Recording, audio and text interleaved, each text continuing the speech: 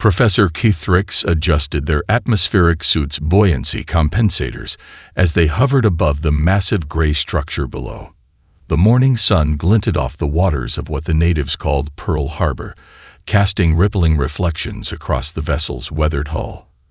Their third eye membrane flickered with barely concealed amusement as they dictated notes into their neural recorder. Preliminary examination of Earth vessel designation, US Missouri, continues to confirm our initial hypothesis regarding human technological development. As expected from a pre-FTL civilization, their maritime vessels display remarkably primitive characteristics. The distinguished synorchaeologist from the Zaxian Scientific Coalition gestured with one of their secondary appendages toward the ship's main deck. Note the crude metal plating.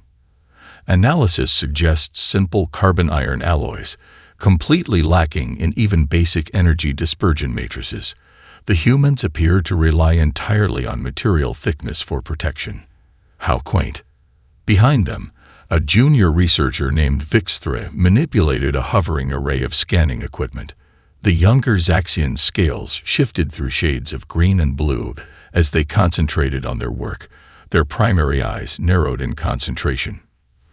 "Professor," Vixthre called out, their voice carrying a hint of uncertainty. "I'm detecting some anomalous patterns in the hull structure. There appear to be impact marks that don't match any known weapons signatures in our database." Kithrick's waved a dismissive appendage. "Likely corrosion patterns from extended exposure to this planet's rather aggressive atmosphere." "Really, Vixthre, you must learn to apply Occam's razor, as the humans themselves say." They took particular pride in dropping in local phrases. It made their reports sound more authoritative. The research team continued their external survey, their sophisticated scanning equipment building a detailed three-dimensional model of the vessel. Kithrick's couldn't help but compare it to the sleek Zaxian vessels in their historical archives. Where their ancestors had developed elegant energy-wake propulsion systems, these humans relied on primitive screw propellers.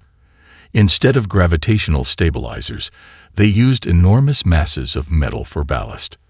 The whole thing seemed terribly inefficient. Recording addendum, Kithrick's dictated. The vessel's primary offensive capabilities appear to be centered around these cylindrical protrusions. They gestured toward the main gun turrets. Likely some form of primitive energy projector, though the power readings are puzzlingly low. Perhaps they operated on some form of chemical reaction. How they managed to achieve any significant range with such technology is beyond my current understanding. Vixthre had moved to a different section of the hull, their scanning equipment emitting a soft purple glow as it worked. "Professor, I'm finding more of these unusual impact patterns. They seem to be concentrated around certain sections of the armor. And look at these repair sections.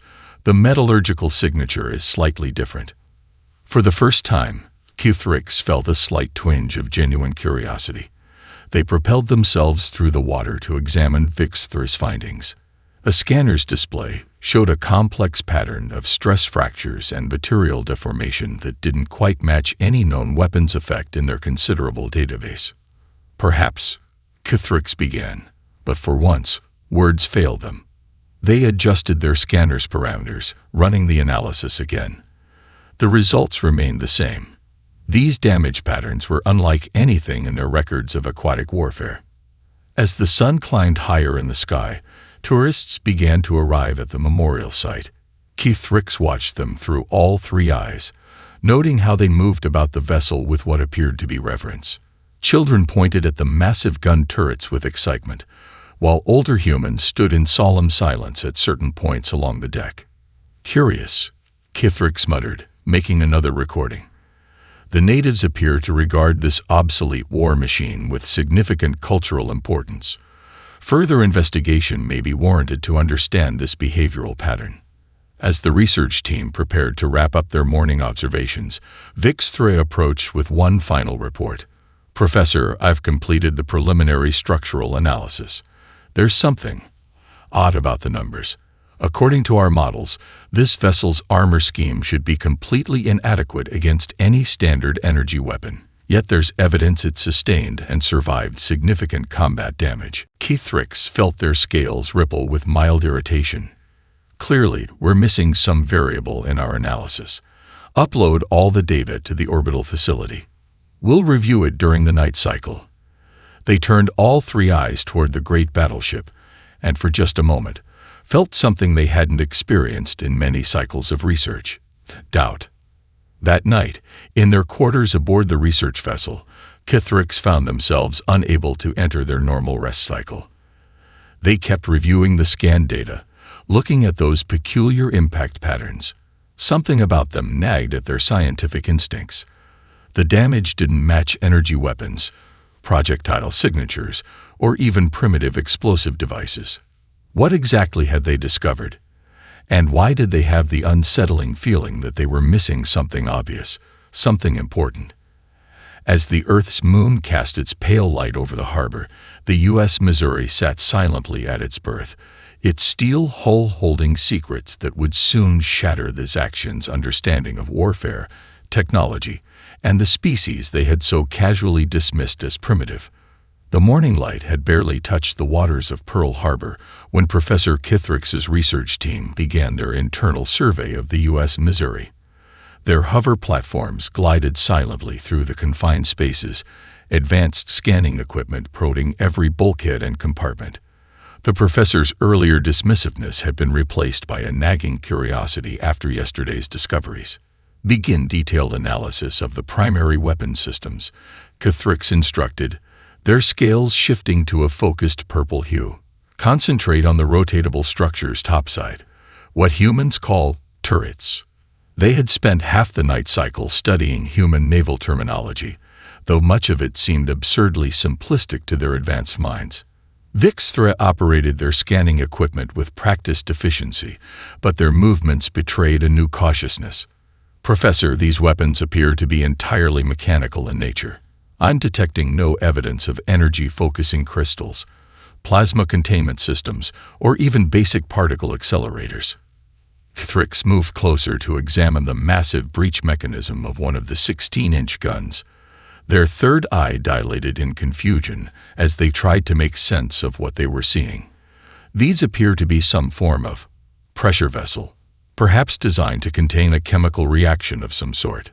The team had spread throughout Turret 2, their scanning devices casting ethereal purple light across the decades-old steel.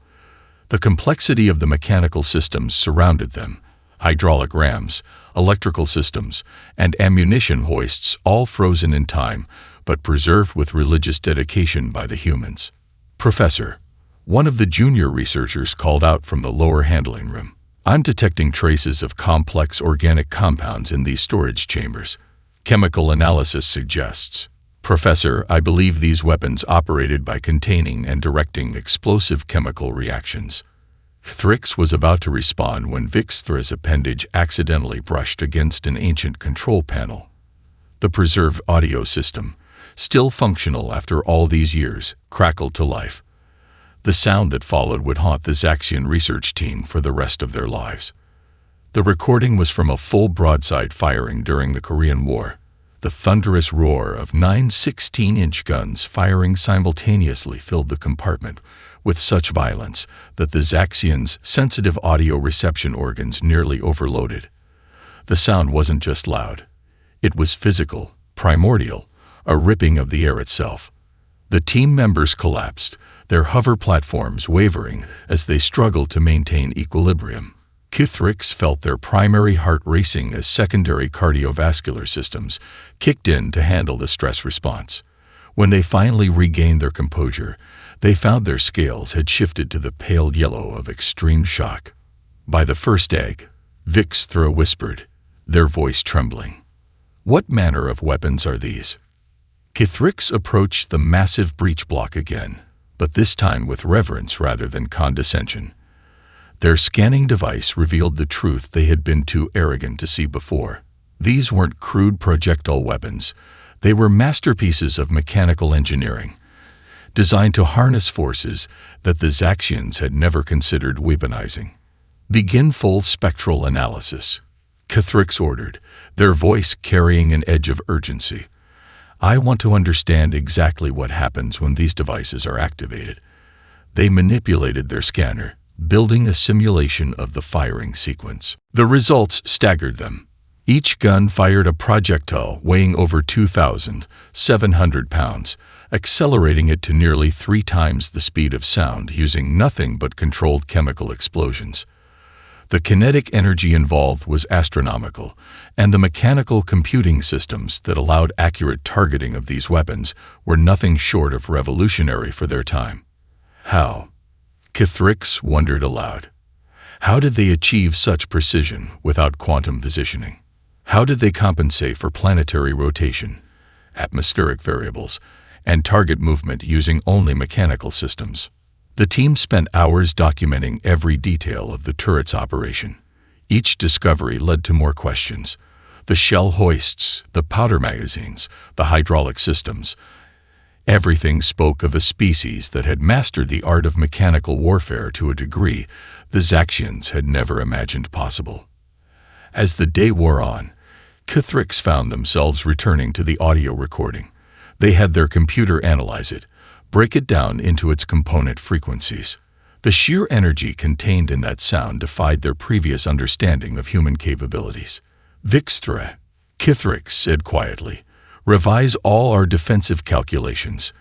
If these weapons could produce this level of force using only chemical propellants and mechanical computers, we need to reassess every assumption we've made about human military capabilities." The junior researcher nodded, their scales shifting to a deep blue of serious concentration. "Professor, should we inform the coalition about these findings?" Kithrix stared at the massive gun breach, remembering their dismissive report from just a day earlier. "Not yet. First, we need to understand. These weapons tell a story about humanity that we've been too proud to read. And I have a feeling we've only seen the first chapter." As twilight approached, the research team prepared to end their day's investigation. But as they packed their equipment, each member knew they would find no rest in their sleep cycles. The echo of those guns would ring in their minds, a reminder that they had gravely underestimated the species they had come to study. In the gathering darkness, Kithrix made one final recording. Preliminary analysis of human naval weapons suggests an approach to warfare entirely alien to our understanding. They did not follow our path of energy weapons and quantum computing. Instead, they'd pursued the mastery of chemical and kinetic energy to its absolute limits. The implications of this development path require immediate and comprehensive review. Professor Kithrix found themselves drawn to a particular section of the Misery's hull during their third day of research. Their hovering work platform kept them suspended before a repaired portion of the battleship's armor, where their scanning equipment had detected subtle variations in the metal's composition. A small metal placard nearby caught their attention, a simple memorial marker that would change their understanding of humanity forever. "Vixtra," they called to their assistant, "bring the molecular resonance scanner. There's something unusual about this section of the hull." The younger researcher glided over, their scales shifting through shades of professional blues. As they began their scans, Kithrix studied the memorial plaque, their translation software decoding the human text. The story it told sent a chill through their primary nervous system. The damage had been caused by what the humans called a kamikaze attack, a pilot deliberately crashing their aircraft into the ship at full speed. Kithrix's third eye membrane flickered rapidly as they processed this information. They deliberately sacrificed themselves. Vixtra asked, their voice carrying tones of disbelief. "Professor, according to these readings, the impact velocity would have been catastrophic," Kithrix finished, their scales shifting to a pale yellow of disturbed revelation.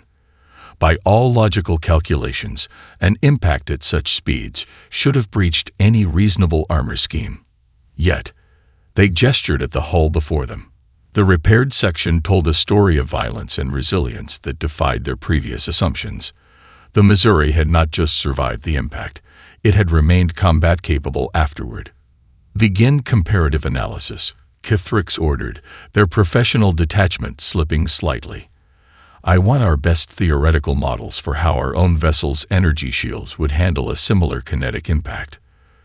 The results came back quickly, and they were disturbing. The raw kinetic energy of such an impact would have overwhelmed standard Zaxian shield configurations. Their defensive systems, designed to disperse energy weapons, would have struggled against such a primitive but devastatingly effective attack. But this is merely the armor's physical properties, Kithrix muttered, extending a sensory appendage to touch the cold steel. The psychological implications of such tactics. They spent the next several hours analyzing every detail of the repaired section. The composition of the armor, the layering techniques, the repair methodology. Everything spoke of a species that had mastered the art of surviving overwhelming attacks. A junior researcher approached with another discovery. "Professor, we found similar repair sections across the vessel. Multiple kamikaze impacts, conventional bomb hits, and even shell damage from other surface vessels. This ship didn't just survive a single suicidal attack, it weathered dozens of different types of assaults." Kithrix felt their scales rippling with growing unease. The Missouri wasn't just a weapon platform. It was a floating fortress designed to absorb punishment that would have crippled any Zaxian vessel. Their civilization had pursued the elegance of energy shields and point defense systems, but humanity had taken a different path. They had perfected the art of surviving direct hits. "Adjust our cultural analysis parameters," Kithrix instructed their team. "We've been approaching this all wrong. These repairs aren't just technical achievements. They're cultural artifacts. Each one tells a story of human resilience and determination." As the day progressed, they discovered more evidence of the ship's incredible durability. The armor belt, the internal compartmentalization, the damage control systems. Everything was designed with the assumption that the ship would take hits and need to keep fighting. "Professor," Vikstra called out late in the afternoon, "I've completed the comparative analysis you requested. Our simulations suggest that, well, our current shield technology would require significant modifications to match the protective capabilities of this primitive armor scheme." Kithrix stared at the data, their professional worldview crumbling further.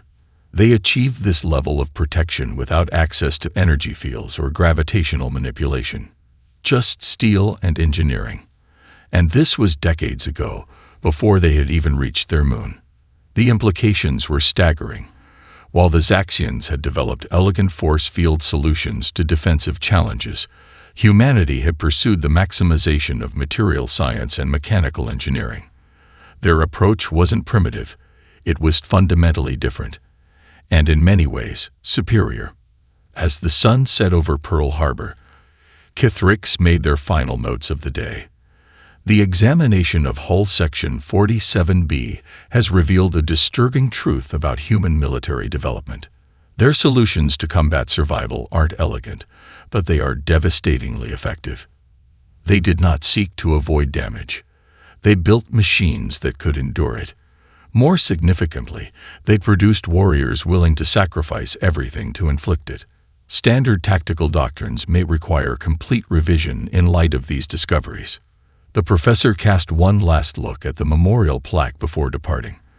The simple marker represented more than just a repaired battle scar.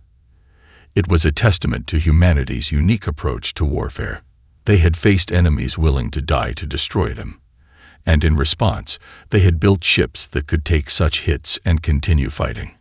That night, in their quarters aboard the research vessel, Kithrix found themselves pondering a terrifying question.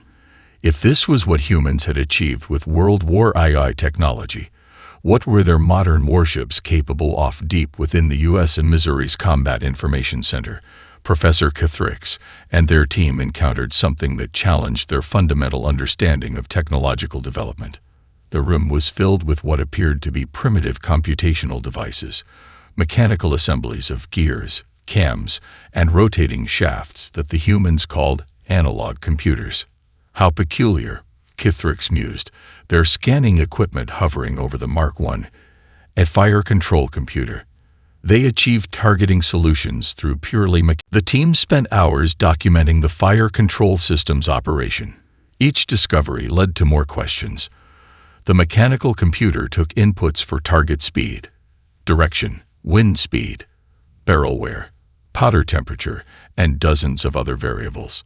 Through an intricate dance of precisely machined parts, it produced firing solutions that could accurately target vessels over 20 kilometers away. This challenges everything we thought we knew about human technological development. Kithrix dictated into their research log. They didn't wait for advanced computing technology to solve complex ballistic problems. Instead, they encoded mathematical functions into mechanical forms. A junior researcher called out from across the room, "Professor, I found documentation on their targeting accuracy. With this system, they regularly achieved first salvo hits on moving targets at ranges exceeding 20,000 meters." Kithrix felt their primary hearts skip a beat. That's comparable to our early energy weapon systems, and they achieved this with unguided projectiles, using mechanical computers. The team's analysis revealed layer upon layer of ingenious solutions. The mechanical computer didn't just calculate firing solutions. It compensated for the Earth's curvature, the Coriolis effect, and even the Magnus effect on the rotating shells, all without a single electronic component. "Look at these maintenance records," Vikstra pointed out. These systems continued to function accurately even after sustaining battle damage. They could be repaired with basic tools and spare parts. Our targeting computers require specialized quantum-aligned crystals and can't operate if even slightly damaged. Kithrix found themselves running countless simulations, comparing the mechanical computer's capabilities to various stages of Zaxian military technology. The results were humbling. While less flexible than modern systems, the human solution was incredibly robust, reliable, and effective for its designed purpose. They didn't follow the expected path, Kithrix muttered, their third eye fixed on a particularly elegant gear assembly. "We assumed that accurate long-range targeting required advanced computing. They simply found another way." As the day progressed, they discovered more examples of human mechanical ingenuity. Analog rangefinders, mechanical stabilization systems, and hydraulic power distribution networks all worked together in a symphony of precision engineering. "Professor," Vikstra called out late in the afternoon, "I've completed the efficiency analysis. While our modern systems are more versatile, the human approach had one significant advantage: it couldn't be electronically jammed or disrupted. These mechanical computers would continue functioning even under conditions that would render our systems inoperable." Kithrix absorbed this information with growing unease. They built their targeting systems to be as resilient as their armor. No single point of failure, no reliance on advanced technologies that could be disrupted. Just precisely engineered mechanical solutions that would work under almost any conditions. A thought struck them, sending their scales shifting to a pale yellow of concern. Vikstra accessed the historical databases. When did humans develop their first electronic computers? The answer came back quickly, years after the Missouri was built. The implications staggered the research team. Humans had achieved remarkable military capabilities without the crutch of advanced computation. They had forced the physical world to perform their calculations through sheer mechanical ingenuity. As they prepared to end the day's research, Kithrix made a final entry in their log. "The discovery of human analog computing capabilities forces us to confront an uncomfortable truth. While we waited for technology to advance before attempting complex military operations, humans found ways to achieve similar results through mechanical innovation. This suggests a fundamental difference in problem-solving approaches that we must carefully consider. If they could achieve such results with gears and springs, what are they capable of with modern technology?" The lights in the Combat Information Center dimmed as the team departed, leaving the old mechanical computer in darkness. Its gears and cams sat silently, a testament to human ingenuity and a warning to those who would underestimate humanity's ability to solve complex problems through unexpected means.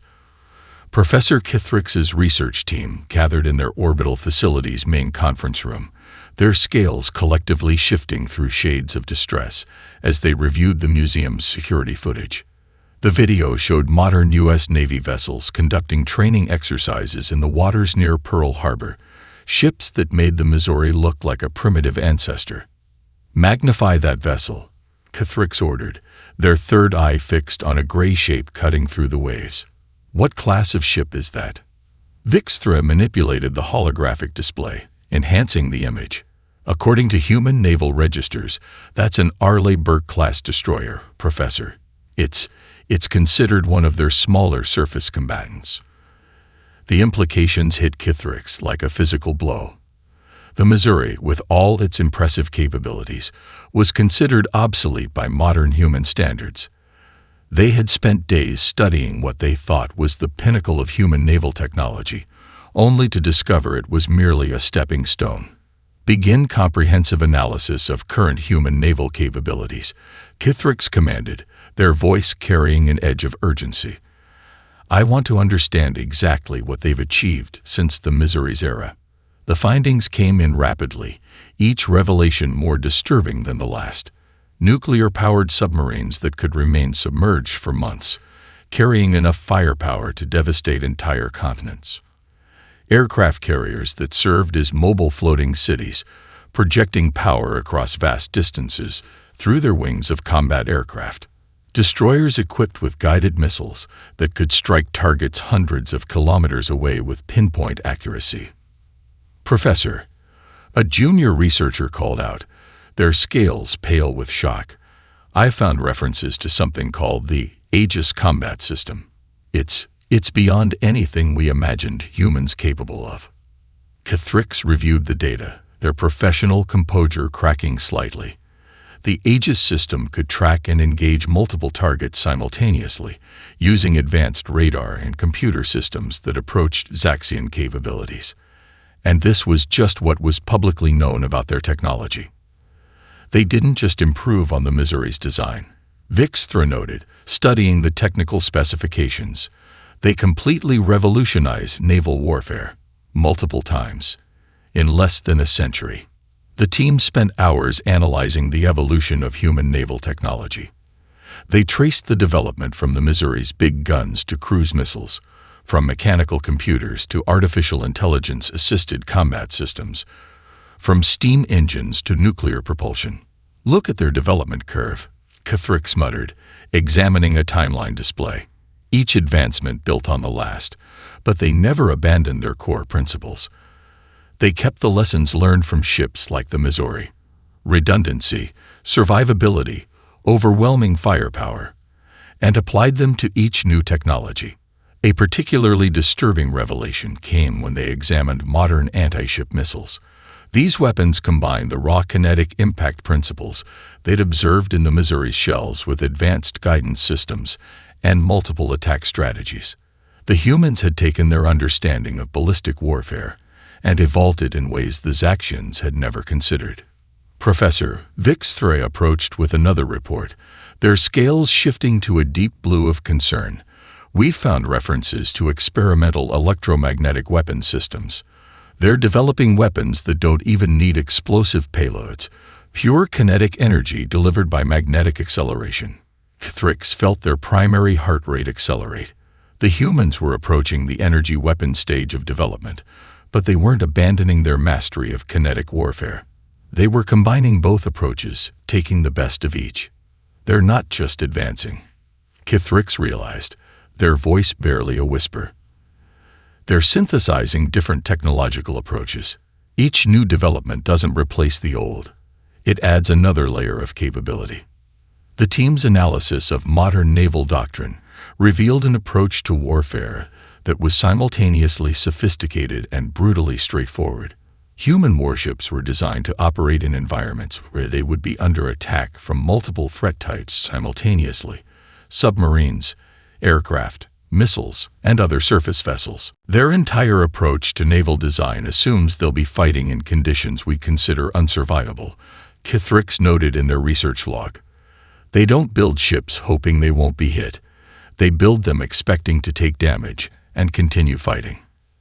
As the Earth's sun set beyond the orbital facility's viewports, Cathrix made their final notes of the day. The Missouri wasn't their pinnacle, it was their foundation. everything we found remarkable about it. The redundancy, the survivability, the focus on kinetic warfare has been refined and enhanced by generations of human engineers. They didn't just build better ships, they built on their understanding of warfare itself. The professor stared down at the peaceful-looking blue planet below, their scales shifting to a color that had no name in human languages, the Zaxian shade of existential dread. The species they had dismissed as primitive had developed an approach to warfare that was uniquely, terrifyingly effective. And they had done it all before achieving faster-than-light travel. In the darkness of space, Keithrix couldn't help but wonder, what would humanity achieve once they reached the stars? Professor Keithrix stood on the Missouri's surrender deck, their hover platform stable against the gentle Hawaiian breeze. For 3 consecutive sleep cycles, a discovery had haunted them. This vessel wasn't just a weapon of war, it was a symbol of peace. The dichotomy kept their minds racing through the night. Professor Vixthra approached, carrying a holographic projector. "We've completed the historical context analysis you requested. The results are unsettling." Thrix activated the projector, and the air above the deck filled with images from September 2, 1945. The surrender ceremony that ended what humans called World War II played out before them in reconstructed detail. The professor watched as representatives from both sides signed the documents that would reshape human history. They chose this ship deliberately, Keithrix mused, their scales shifting through shades of deep contemplation. Not just any vessel could have served as the site for such a momentous event. The Missouri represented something. The research team had spread across the surrender deck, their instruments recording every detail of the historical site. But Keithrix found themselves less interested in the physical measurements than in the symbolic weight of what had occurred here. Cross-reference this event with our technological development timeline, Keithrix ordered. "I want to understand exactly where humanity stood when this ceremony took place." Vixthra's scales paled as they compiled the data. Professor, at the time of this surrender ceremony, humans had not yet achieved orbital spaceflight. They had not split the atom for peaceful purposes. They had not even developed basic electronic computers. Yet they had already fought a war that spanned their entire planet. Keithrix finished, their third eye dilating with the implications. They achieved global-scale warfare while still planet-bound. While we were developing our first orbital habitats, they were already masters of worldwide combat operations. The team spent hours analyzing the historical records of World War II. The scale of the conflict defied their previous understanding of pre-spaceflight civilizations. Millions of soldiers, thousands of ships, entire continents embroiled in total war, all without the benefit of modern technology. "Look at these logistics numbers," a junior researcher called out. "The amount of material they moved across their oceans. It's staggering. And they did it all while under constant threat of attack." Thrix felt their professional detachment slipping as they absorbed the implications. They didn't wait for technology to solve their problems. They didn't wait for perfect solutions. They took what they had and made it work on a scale we thought impossible for their level of development. The historical analysis revealed more disturbing details. The humans had developed their first nuclear weapons during this conflict, achieving in desperate years what had taken other species decades of peaceful research. They had revolutionized aircraft design, developed early radar systems, and created worldwide supply networks, all under the pressure of total war. Professor Vixthra approached with another data set.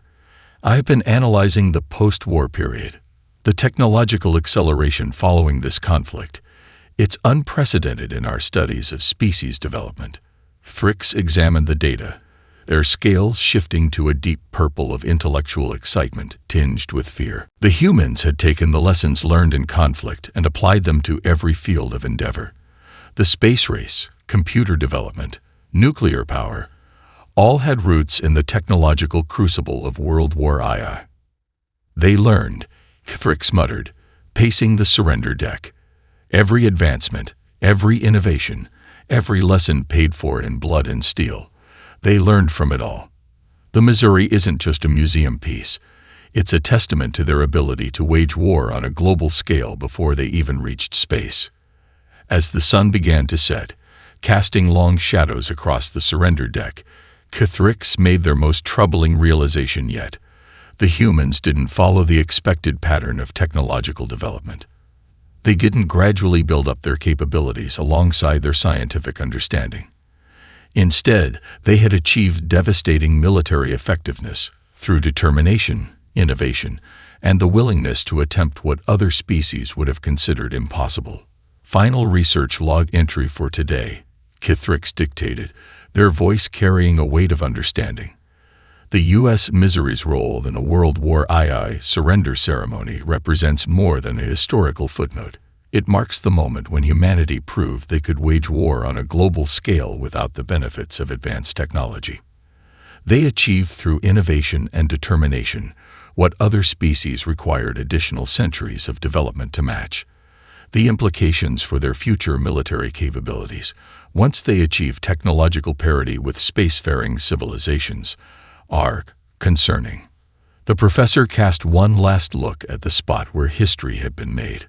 The Missouri had begun its life as an instrument of war, became a symbol of peace, and now served as a warning to those who would underestimate humanity's capabilities.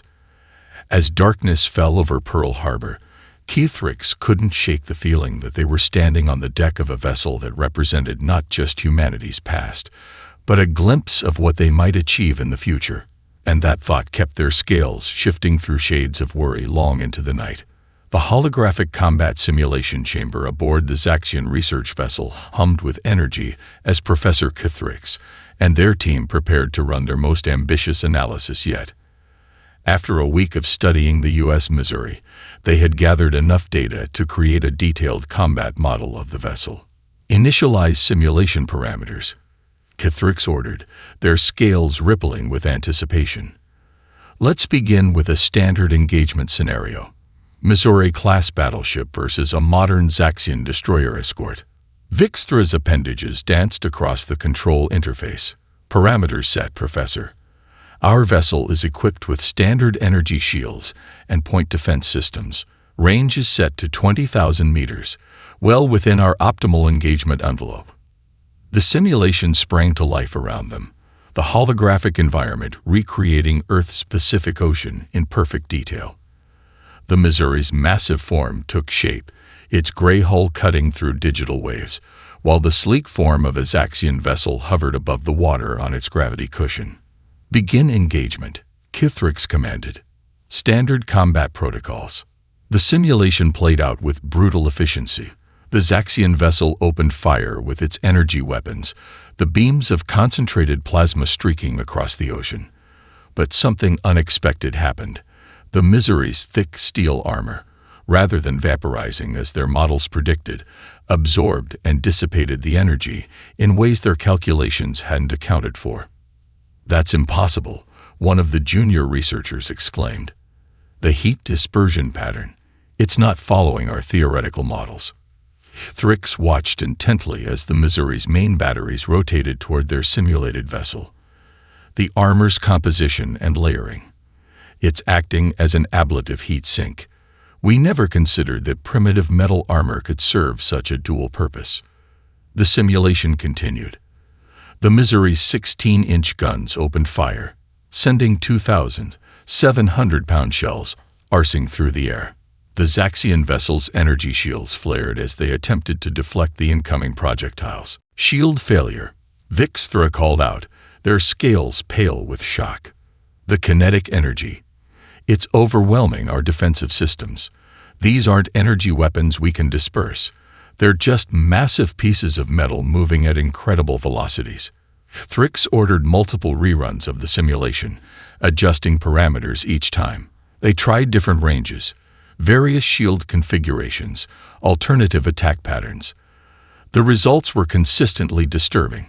While the Zaxian vessel could certainly damage the Missouri, the battleship's combination of thick armor and devastating kinetic weapons proved far more effective than anyone had predicted.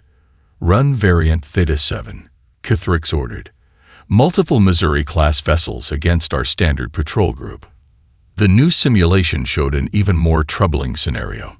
The battleship's ability to absorb punishment while delivering devastating broadsides made them formidable opponents, even against technologically superior forces.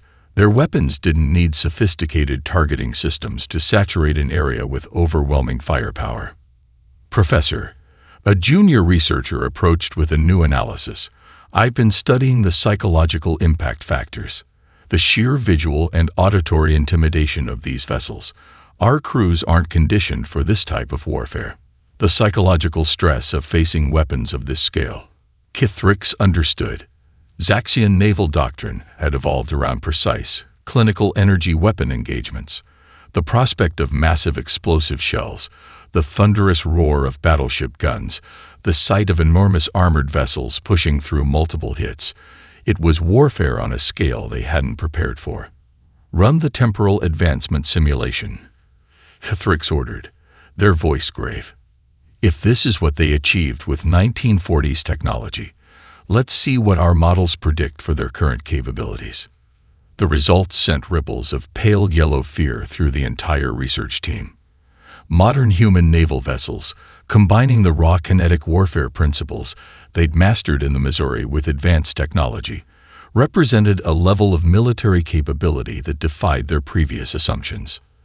Their entire approach to naval warfare is fundamentally different from ours, Kithrix noted in their research log. We developed energy weapons and shields. Pursuing the elegant solution, they focused on kinetic energy and armor, achieving through brute force and engineering what we thought required advanced technology. And now they're combining both approaches. As the final simulations played out, Vixthray approached with a question that had been bothering them. Professor, if their World War I-era vessels are this effective against our ships, what would their modern vessels be capable of? Kithrix stared at the holographic Missouri, still trading fire with their simulated forces. That's what truly disturbs me, Vixthray. We've spent all this time studying what they achieved 80 years ago, their current capabilities. I'm not sure we want to know. The simulation chamber fell silent as the team processed the implications of their findings. They had come to study what they thought was a primitive weapon, only to discover that humanity's approach to warfare represented a completely different evolutionary path, one that was proving devastatingly effective. End simulation, Kithrix ordered finally. Prepare a full report for the High Council. They need to understand what we've discovered here. The Missouri isn't just a museum piece, it's a warning.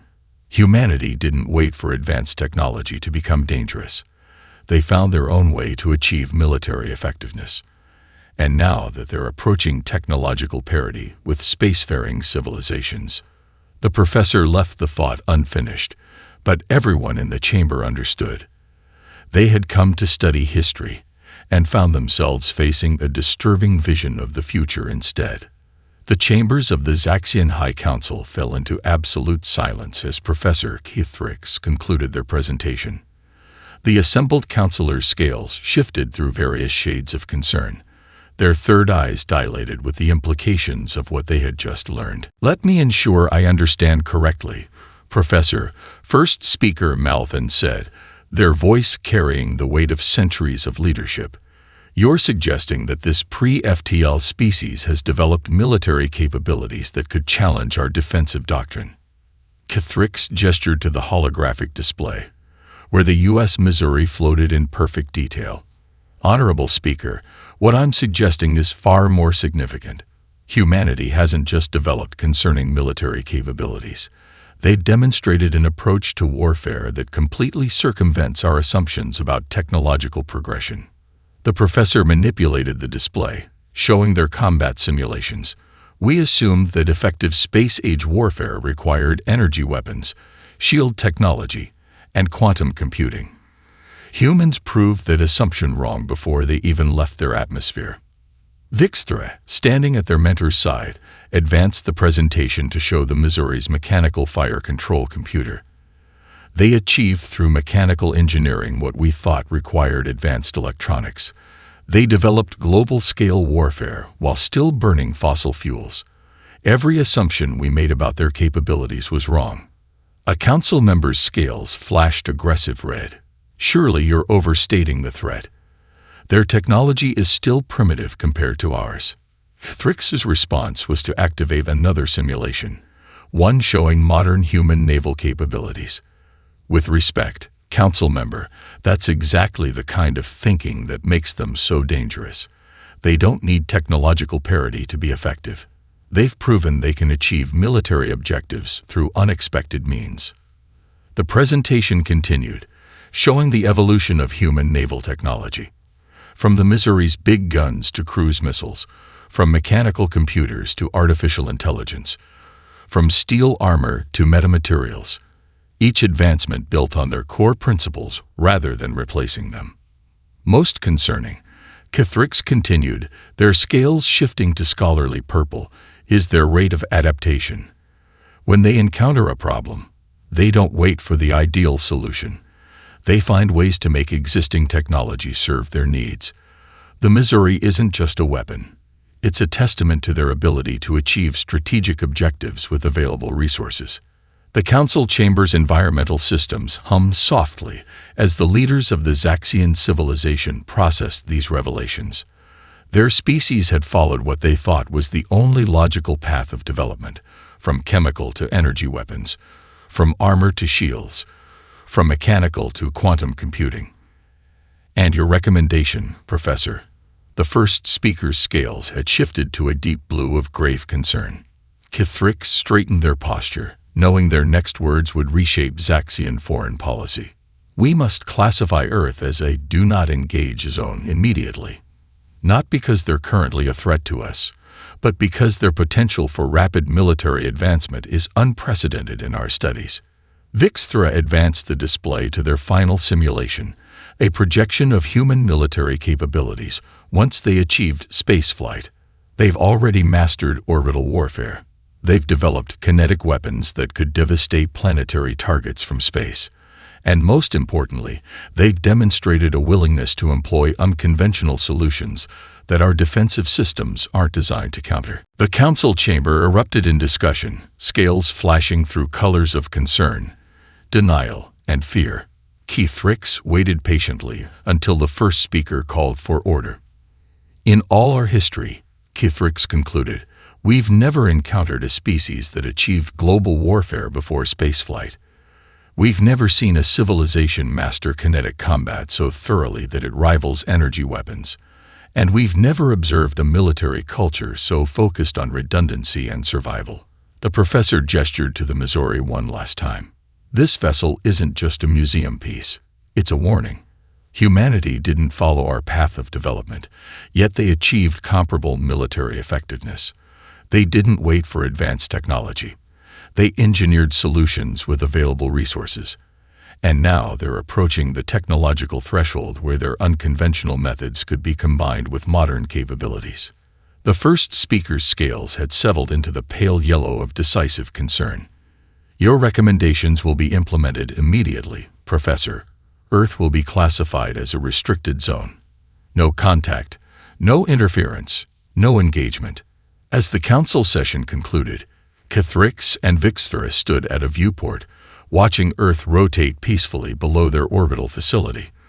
The Missouri would continue its service as a museum ship, silently guarding its lessons about human ingenuity and determination. Professor, Vixtra asked quietly, do you think we'll ever make contact with them? Thrix's scales shifted through several thoughtful colors before settling on a deep, respectful blue. Eventually, Vixtra, they'll reach the stars. And when they do, it will be better to meet them as friends than as potential adversaries. Because if there's one thing the Missouri taught us, it's that humans have a remarkable capacity for turning simple tools into devastating weapons.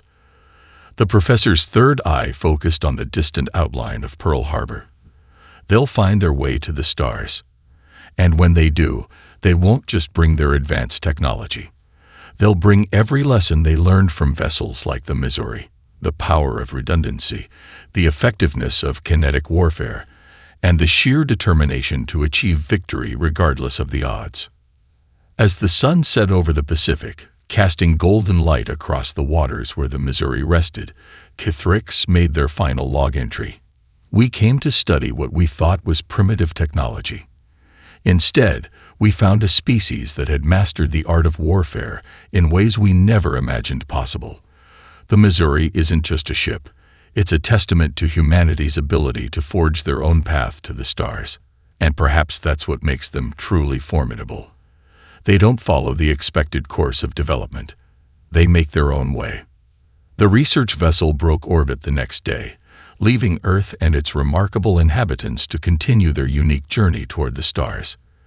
The U.S. Missouri remained at its berth, a silent guardian of humanity's past achievements and a herald of their future potential.